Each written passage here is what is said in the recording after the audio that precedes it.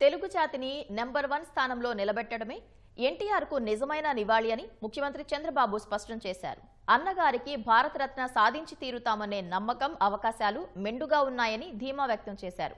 పేదల కడుపు నింపేందుకు రాష్ట్ర వ్యాప్తంగా మరో 700 అన్నా క్యాంటీన్లు తీసుకురానున్నట్లు ప్రకటించారు. రాష్ట్రంలో నేరాలు చేయటం బాబాయిను చంపినంత తేలిక కాదని హెచ్చరించిన సీఎం 5 ఏళ్లు అధికారంలో కొనసాగి మళ్లీ ప్రతిపక్షంలోకి రావడానికి తాము సిద్ధంగా లేమని తేల్చి చెప్పారు. అమరావతి టీడీపీ కేంద్ర కార్యాలయంలో దివంగత నటుడు మాజీ ముఖ్యమంత్రి ఎన్టీఆర్ వర్ధంతి కార్యక్రమం నిర్వహించారు. రాష్ట్ర అధ్యక్షుడు పల్లా శ్రీనివాసరావు, మంత్రులు పయ్యావుల, అచ్చెన్నాయుడు, అనగాని సత్యప్రసాద్ నివాళులు అర్పించారు. ఎంపీలు, ఎమ్మెల్యేలు, ఎమ్మెల్సీలు, నాయకులు, కార్యకర్తలు పెద్ద ఎత్తున పాల్గొన్నారు. రక్తదాన శిబిరంలో అభిమానులు స్వచ్ఛందంగా రక్తదానం చేశారు. ఎన్టీఆర్ స్ఫూర్తితో మరో 700 అన్న క్యాంటీన్లు ఏర్పాటు చేస్తున్నట్లు ముఖ్యమంత్రి ప్రకటించారు. ఉగాది నాటికి 5 లక్షల మంది గృహప్రవేశాలు చేసే ఏర్పాట్లు చేస్తున్నామని ప్రకటించారు. ఆయన స్ఫూర్తితో మీరు ఇంకొక వారిని చూస్తే మొత్తం అన్నా క్యాంటీన్ పెట్టి రాష్ట్రం మొత్తం దగ్గర 225 ఉన్నాయి. తొందరలో మళ్లీ ఒక 700 అన్ని నియోజకవర్గాల్లో ప్రారంభించి అన్నా క్యాంటీన్ ద్వారా పేదవాళ్లకు అన్నం పెట్టే కార్యక్రమానికి శ్రీకారం చుడుతున్నాం. క్రెడిట్ చోరీ అంటూ సొంత మీడియాలో గ్రీన్కో, భోగాపురం విమానాశ్రయం, అమరావతిపై విషం కక్కుతున్నారని ధ్వజమెత్తారు. తాను ఎక్కడుంటే అక్కడ రాజధాని అంటూ కనీస జ్ఞానం లేకుండా జగన్ మాట్లాడుతున్నాడని దుయ్యబట్టారు. 3 ముక్కలాటను ప్రజలు నమ్మలేదు కాబట్టే వైసీపీకి 11 సీట్లు కట్టబెట్టారని ముఖ్యమంత్రి అన్నారు. బాబాయిని చంపినంత సులువు కాదు రాష్ట్రంలో రౌడీయిజం చేయడమన్న సీఎం సొంత చిన్నమ్మ తాలిని తెంచిన వ్యక్తులను కాపాడుతున్న వారంతా వైసీపీలోనే ఉన్నారని ఎద్దేవా చేశారు. గ్రీన్ అమోనియా ప్లాంట్ పెడితే దగ్గర $10 బిలియన్ ఇన్వెస్ట్మెంట్ పెట్టేదానికి ముందుకొచ్చి దానికి నాంది పలికింది.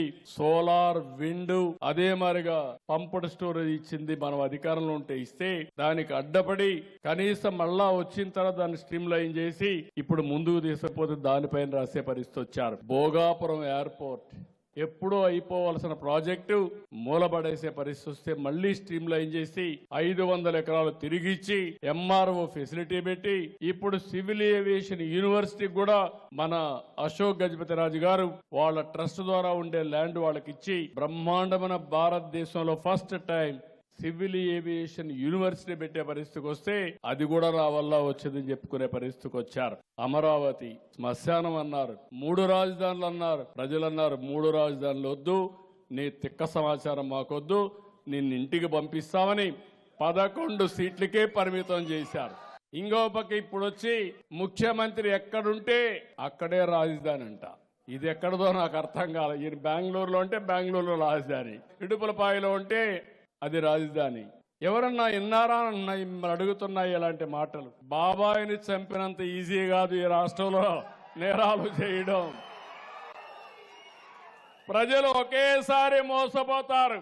ప్రతిరోజు ఇలాంటి చిల్లర రాజకీయాలు, నేర రాజకీయాలు చేస్తే ఇక్కడ ఉండేది ఎన్డీఏ ప్రభుత్వం, దీన్ని రన్ చేసేది సిబిఎన్ అని మీరందరూ గుర్తుపెట్టుకోవాలి. దేశం బాగుండాలి, రాష్ట్రం ముందుండాలనే సంకల్పంతోనే ముందుకెళ్తున్నామన్న చంద్రబాబు అందులో భాగంగానే వంశధార నుంచి పెన్నా వరకు నదుల అనుసంధానం చేసి తీరుతామని చంద్రబాబు పేర్కొన్నారు. కేంద్ర ప్రభుత్వం కూడా తనకు సహకరిస్తుందని నమ్ముతున్నానని ఆశాభావం వ్యక్తం చేశారు. రాబోయే సంవత్సరం వెలుగొండ పూర్తి చేసి ప్రకాశం జిల్లాకు నీళ్లు ఇస్తాం, ఉత్తరాంధ్ర పూర్తి చేసి విశాఖపట్నం వరకు నీళ్లు తీసుకెళ్తాం. 2027 జూన్ కి పోలవరం పూర్తి చేసి జాతికి అంకితం చేస్తాం. నదుల అనుసంధానం ద్వారా ప్రతి ఎకరాకు నీళ్లిచ్చి శ్రీకాకుళంలో ఉండే వంశధార నుంచి నెల్లూరు జిల్లాలో ఉండే పెన్నా వరకు నదుల అనుసంధానం చేసి ఏ ఒక్క వ్యక్తి నష్టపోకుండా ఆంధ్రప్రదేశ్ రాష్ట్రాన్ని బాగు చేసే బాధ్యత తీసుకుంటామని చెప్పి కూడా నేను మీకు తెలియజేస్తున్నా. నా ఆలోచన కేంద్రం కూడా తప్పకుండా చేస్తారని ఆశీభావం ఉంది. 22A నిబంధన పెట్టి గత పాలకులు భూముల్లో అవకతవకలకు పాల్పడ్డారని, ప్రస్తుతం రెవెన్యూ వ్యవస్థలను ప్రక్షాళన చేస్తున్నామని, ఎవరైనా భూ చోరీలకు పాల్పడితే కఠినంగా శిక్షిస్తామని సీఎం హెచ్చరించారు.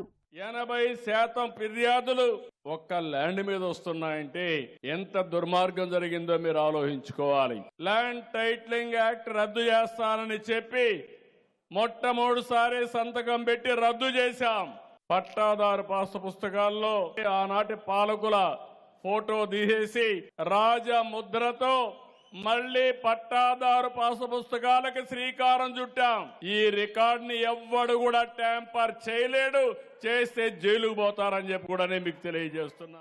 తెలుగు జాతిని నంబర్ 1 గా నిలబెట్టడమే ఎన్టీఆర్ కు నిజమైన నివాళి అని సీఎం స్పష్టం చేశారు. ఎన్టీఆర్ కు భారతరత్న సాధించి తీరుతామనే నమ్మకముందని చంద్రబాబు విశ్వాసం వ్యక్తం చేశారు.